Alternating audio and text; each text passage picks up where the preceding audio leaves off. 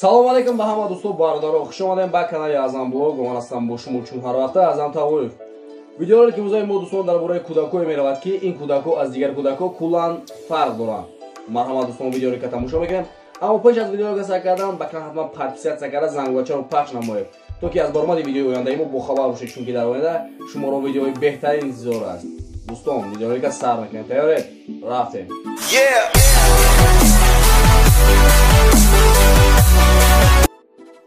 خیلی که امید نیم دوستان، بسیاری از آدم‌ها برای با کتاب رکورد گینس افریدنشان بسیاری وقت مشق میکنند و قوای خود را خیلی هم زیاد صرف میکنند.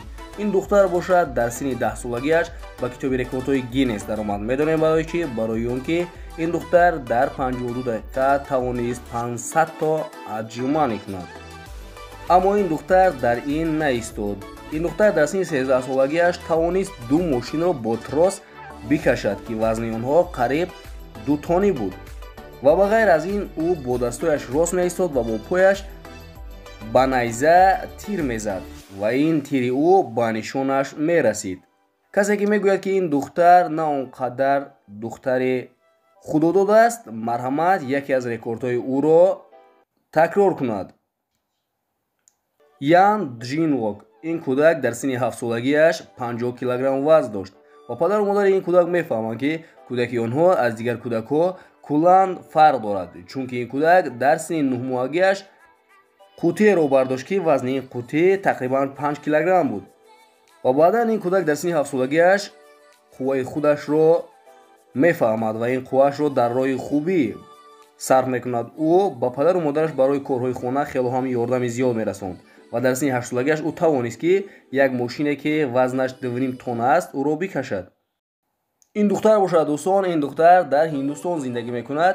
این دختر خودش در اول میگفت که من با چشمای بسته میتوانم تمام یک کتاب را بخوانم و به کجایی که میخواهم بروم. اولا با او هیچ کس باور نمیکنند و بعدا چشمای او را میبندند و با او یک کتاب را میدهند که در آن حرفات تماما خرد نوشته شده بود، لیکن این دختر با آسانی توانست که این کتاب را بخواند. و از این دختر میپرسند که تو این کار را چگونه میکنی و میگوید که من سیوم چشم دارم و این چشم من برای من یاردم میکند که من با 2 چشم بستم کتاب ها را بخوانم و به کجایی که میخواهم بروم. دختر نوبتی این خسنه محمد نام دارد. قوایی که این دختر دارد یا اون کس به این باور نمیکند، برای آنکه این دختر خودش میگوید که از چشمان من به جای آبی دیده بریلیانت میبراید، لیکن با او هیچ کس باور نکردند و این دختر خودش میگوید که یکمین دفعه این کار با من در مکتب رخ داد. من حس کردم که در چشم من چیزی هست و بعدا از همان روز از یک چشم همین دختر به جای آب گویا که بریلیانت میبرآمده باشد. و عالم‌ها از تمام گوشه و کنار عالم به آنجا رفتند و این را دیدند و گفتند که در حقیقت این دختر همین گونه است، این دروغ نمیگوید و در یک روز از چشم او تقریباً 20 بریلیانتی خردکک گرفته میشد. арат хасен این کودک را از خردسالیش به کتاب رکوردهای گینس درآورده بودند. برای چی؟ برای آنکه این کودک در وقتی که 1 ساله بود توانست که در تورنیک زند و در سن 3 سالگیش او را در یوتیوب کودک اوهانی یا اینکه چلاوک پاوک میگفتند. و حالا باشد این کودک در سن 7 سالگیش در یکی از کماندهای خردی فوتبال بازی میکند و شاید که در آینده از او یک فوتبالیستی خیلی هم خوب برآید. کودک نوبتی که حالا ما با شما دیده استیم دوستان، این را بروسلی خردکک میگویند. نامش روسه اینزا کاش دوستان من نامی را گفتن نمیتونم، نامش خیلی هم دشواره.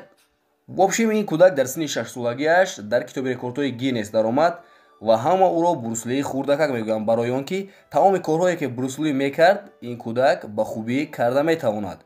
و از هم عجیبیش در آن است که این کودک حالا 6 ساله است.